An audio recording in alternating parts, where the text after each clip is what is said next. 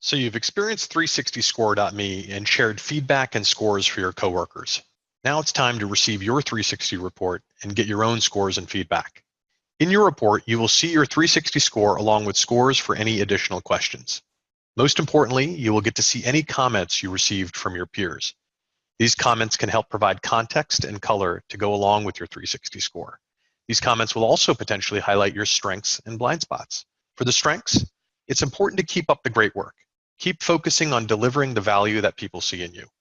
For the blind spots, the critical feedback, that's where it can be more difficult to keep perspective and where some coaching might be helpful.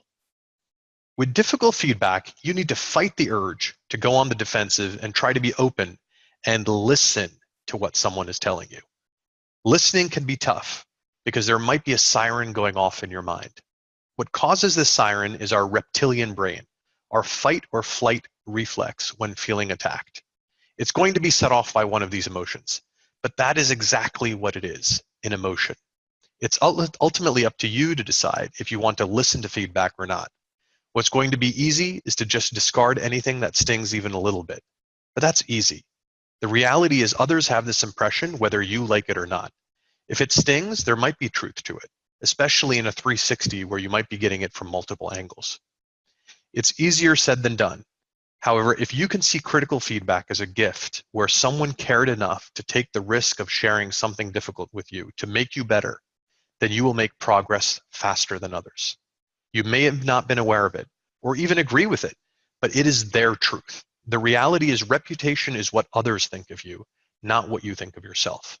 What you think of yourself is ego. What others think of you is reputation, good, bad, or otherwise.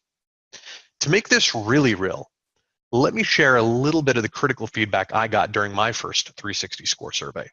I got some great compliments as well. However, I wanted to share some of the critical feedback since that can be the hardest to handle, yet the most valuable potentially for personal development. So to provide a little context, I'm the president of my company, which many say is the most dangerous seat in a company.